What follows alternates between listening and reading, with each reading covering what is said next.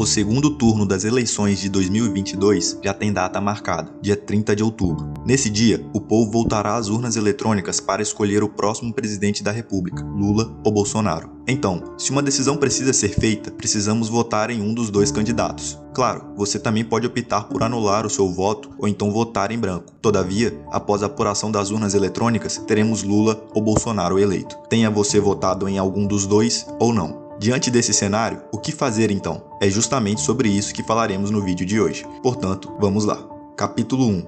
Por que não votar no Lula? Antes de qualquer coisa, já aviso que o capítulo seguinte será intitulado, abre aspas, Por que não votar no Bolsonaro? Fecha aspas. Então, fique tranquilo, haverá imparcialidade no tratamento destinado aos dois candidatos. Explicado isso, passemos à análise. De imediato, vamos ao cerne da questão. Boa parte dos eleitores dispostos a votarem no Bolsonaro argumentam que, dentre as opções para o segundo turno, nunca votariam em um criminoso condenado. O tal criminoso condenado seria uma referência ao candidato Luiz Inácio Lula da Silva, que esteve preso em Curitiba por 580 dias, condenado pelos crimes de corrupção passiva e lavagem de dinheiro, no caso do Triplex do Guarujá, alvo de investigação da Operação Lava Jato. Porém, em sua campanha política, inclusive veiculada no horário eleitoral em nossas televisões, o ex-presidente Lula argumenta que foi inocentado de todas as acusações pela justiça brasileira e, inclusive, pela ONU, Organização das Nações Unidas. Afinal de contas, qual é a verdade? Vamos por partes. Primeiro, se foi condenado por conta do caso do Triplex do Guarujá, por que o Lula foi solto? Provou a sua inocência? Muito cuidado com a resposta, pois isso exige uma análise jurídica sobre a questão. Em 8 de março de 2021, Edson Fachin, ministro do STF, entendeu que a 13ª Vara Federal de Curitiba não era o juízo correto para o julgamento dos casos envolvendo o Triplex do Guarujá e o sítio de Atibaia, ações pelas quais Lula já havia sido condenado. Ficou considerado, então, que os casos deveriam ser julgados na Justiça Federal do Distrito Federal e não de Curitiba. Acontece que em nenhum momento o STF, na figura dos seus ministros, inocentou o Lula das suas acusações. Apenas foi determinado que os casos envolvendo o Triplex do Guarujá e o sítio de Atibaia fossem julgados novamente em outro lugar. Para facilitarmos a compreensão, podemos pensar no seguinte: imagine que uma pessoa roube alguém e é presa pelas autoridades policiais. Começará, então, o seu julgamento. Agora, imagine que após ser condenada em mais de uma instância da Justiça, o STF entenda que o local para o julgamento do condenado deveria ter sido um diferente daquele em que foi julgado. Assim, como o processo tramitou desde o início no lugar errado, ele deve ser julgado novamente desde o início no lugar determinado pela decisão do STF. Agora reflita, por causa de tudo isso, a pessoa que roubou uma outra na rua, conforme nosso exemplo, é inocente? O roubo aconteceu, mas essa pessoa deverá ser julgada novamente no local determinado pelo STF como competente para o julgamento. E aí está a grande questão. Se o Lula foi condenado por conta do caso do Triplex do Guarujá, pela Justiça Federal de Curitiba, mas deveria ter sido julgado pela Justiça Federal do Distrito Federal, então seria só julgá-lo novamente e condená-lo, já que há indícios de que é culpado, não é?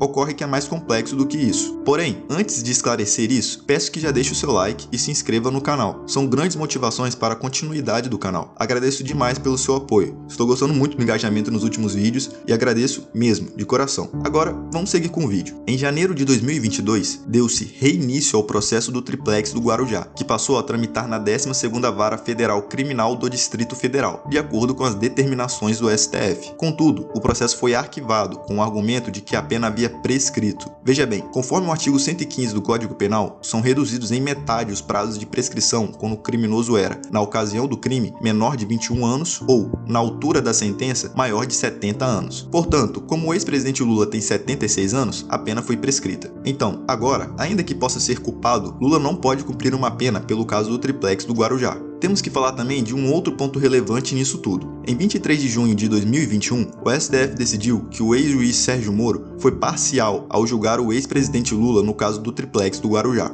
Inclusive, o ministro Gilmar Mendes estendeu essa decisão para outros dois processos contra o Lula, o do sítio de Atibaia e o caso que envolvia a doação de um terreno para o Instituto Lula. Repare bem, outra vez o STF não inocenta o Lula, mas tão somente diz que houve parcialidade do juiz. O STF nunca determinou que Lula é inocente. O ex-juiz federal Sérgio Moro, ao julgar o ex-presidente Lula no caso do Triplex do Guarujá, o condenou a 9 anos e 6 meses de prisão. Mas é sabido que muitos concordam com o STF acerca da parcialidade do ex-juiz. Todavia, precisamos nos lembrar de uma coisa. Ao ser condenado por Sérgio Moro, Lula recorreu da decisão, de forma que o processo passou à análise do Tribunal Regional Federal da 4ª Região, mais especificamente da sua 8ª turma, composta de 3 desembargadores. Para julgar o ex-presidente em segunda instância, foi necessária a consideração e reanálise de todas as provas pela 8ª turma. Assim, por unanimidade, todos os desembargadores da turma entenderam que o Lula era culpado dos crimes de corrupção passiva e de lavagem de dinheiro, no caso referente ao triplex do Guarujá.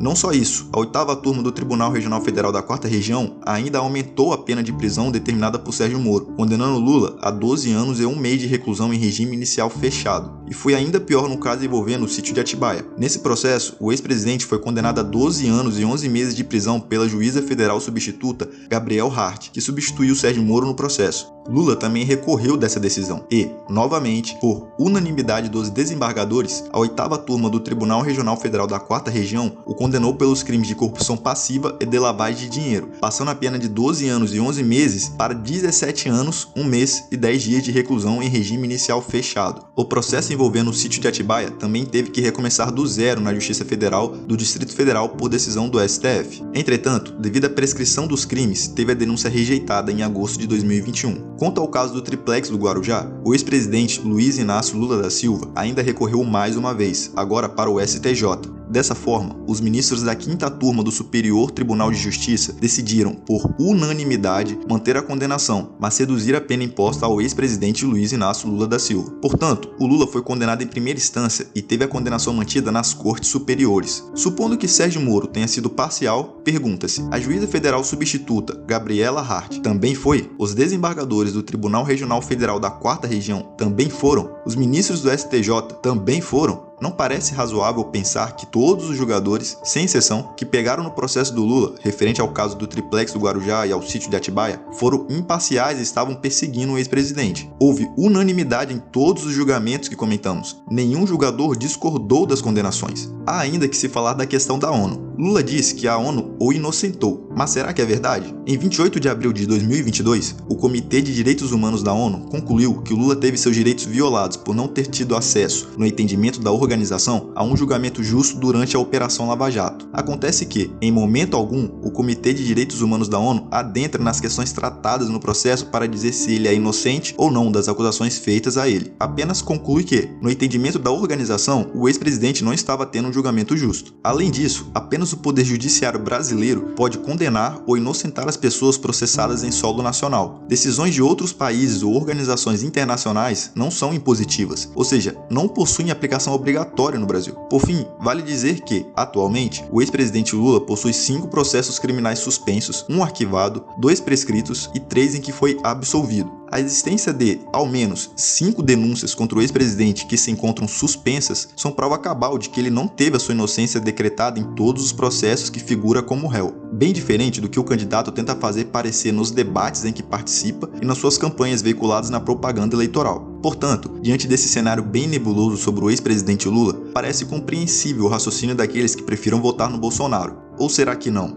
Capítulo 2. Por que não votar no Bolsonaro? Os posicionamentos e falas polêmicas de Jair Messias Bolsonaro levaram muitas pessoas a buscarem por uma opção alternativa a ele, sem falar na sua administração problemática no que diz respeito ao controle da Covid-19 e as acusações de esquemas criminosos protagonizados por ele e pessoas da sua família. Há algum tempo que os veículos de comunicação noticiam a investigação do esquema de rachadinhas da família Bolsonaro. Em janeiro de 2022, Valdir Ferraz, um amigo próximo de Jair Bolsonaro, declarou que houve rachadinha nos gabinetes de Jair, Flávio e Carlos Bolsonaro. Basicamente, o esquema de rachadinha consiste em contratar funcionários para o gabinete e pagá-los apenas parte do salário que teriam direito. O que não é pago ao funcionário fica com os envolvidos no esquema. Valdir Ferraz afirmou que a advogada Ana Cristina Vale, ex-mulher de Bolsonaro, foi quem organizou e comandou a arrecadação irregular de parte dos salários dos servidores. Ainda de acordo com Valdir Ferraz, o esquema de rachadinha entrou nos gabinetes da família do presidente ainda na década de 90, quando ele exercia mandato de deputado federal. Na prática, funcionava assim. Os envolvidos na organização pegavam o documento de uma pessoa e a alocavam em um cargo na Câmara. A partir daí, pagava-se em torno de R$1.000 para o recém-contratado e de R$8 a R$10.000 ficavam para os organizadores da prática criminosa. Valdir Ferraz diz que Jair Bolsonaro, em relação a contratações e demissões, deixava tudo para sua ex-esposa resolver, de forma que Bolsonaro apenas assinava a papelada. Ana Cristina Vale, ex-mulher de Bolsonaro, diz, por sua vez, que quem assinava as nomeações e exonerações era o parlamentar, ou seja, Jair. Ela ainda diz que não faz sentido assinar sem ler, porque todos eles são bem instruídos. E aí ela está se referindo a Jair Bolsonaro e seus filhos, que eram quem assinavam as papeladas de nomeações e exonerações, como dito anteriormente. Depreende-se dessas falas que, caso tenha existido algum esquema de rachadinha, Jair Bolsonaro sabia do que estava acontecendo, pois, realmente, ele mesmo precisava assinar as nomeações e exonerações de servidores.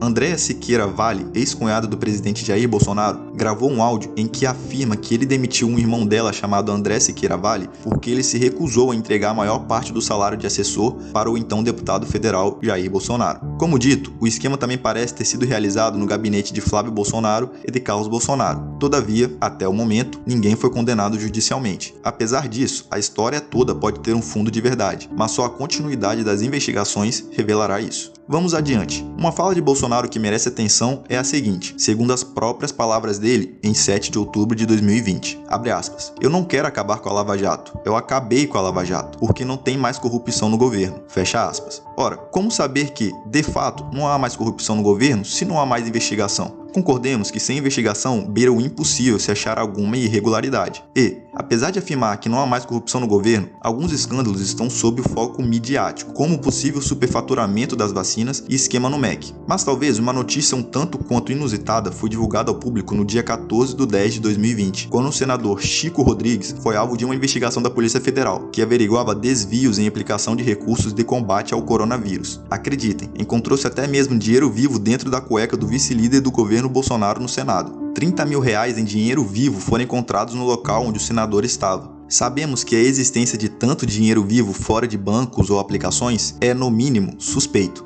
Além disso, vamos supor que a quantia de 30 mil reais seja fruto de condutas legais e não tenha nada de errado. Reflitam, por que então o senador Chico Rodrigues, vice-líder do governo Bolsonaro no Senado, estaria com dinheiro escondido na cueca? Qual seria o motivo que o levaria a fazer isso? A primeira possibilidade que me vem à mente é a ilicitude desse dinheiro. De toda forma, com o desmantelamento das investigações a políticos, o senhor Chico Rodrigues já voltou ao exercício do seu mandato. Falemos também do contrato superfaturado para a compra da vacina Covaxin. O governo pretendia a compra de 20 milhões de doses da vacina indiana Covaxin ao preço total de 1,6 bilhão de reais. Em documentos obtidos pela conhecida CPI da Covid, notou-se que o governo queria pagar $15 por vacina, sendo que o preço inicialmente previsto pela fabricante indiana era de $1,34 por dose. Claro, o que se imagina é que a diferença entre os valores viria para o bolso dos envolvidos no superfaturamento, pois a compra não era direto com o fabricante, mas passava pela Precisa Medicamentos, intermediadora do negócio. O servidor Luiz Ricardo Miranda, chefe da divisão de importação do Ministério da Saúde, disse ao Ministério Público Federal ter sofrido uma pressão incomum de outra autoridade da pasta para assinar o contrato com a empresa Precisa Medicamentos. Já o deputado federal Luiz Cláudio Miranda contou ao jornal Folha de São Paulo que informou a Bolsonaro a respeito da pressão sobre Luiz Ricardo e que o presidente respondeu que acionaria a Polícia Federal. O relator da CPI registrou que, mesmo após o pedido de certificação de boas práticas de fabricação ter sido indeferido pela Anvisa, o governo solicitou a antecipação do máximo possível de doses ao Brasil. O relator registrou ainda que, abre aspas, surpreende que esses fatos tenham passado despercebidos pelo Ministério da Saúde, que levou à frente uma contratação arriscada e eivada de irregularidades, fecha aspas. A conclusão da CPI acerca da compra superfaturada de vacinas foi a seguinte, abre aspas, a CPI nos livrou de um enorme prejuízo e de um vexame internacional, sobretudo pelo fato do chefe do Poder Executivo Federal, o presidente Jair Bolsonaro, ter agilizado e defendido a aquisição da vacina Covaxin, além de ter se recusado e resistido à compra das demais vacinas, sobretudo dos imunizantes Pfizer e Coronavac, fecha aspas. Em face de tantas acusações durante o seu governo, Bolsonaro perdeu mais e mais a credibilidade de muitos eleitores. Vários apoiadores acreditam que ele não cumpriu e nem tentou cumprir com várias promessas de campanha, como a privatização de estatais, combate à corrupção e afastamento de líderes do Centrão de cargos importantes da administração direta e indireta. Também existem as acusações de parte do eleitorado de que Jair Messias Bolsonaro possui condutas e falas machistas, homofóbicas e radicais demais. No fim de tudo, percebe-se que nem Lula nem Bolsonaro deveriam ser cogitados como os mais aptos a se sentarem na cadeira da presidência, mas lá estão eles, concorrendo ao inevitável segundo turno das eleições. Então, se não há boa opção, em quem votar? Chegaremos lá.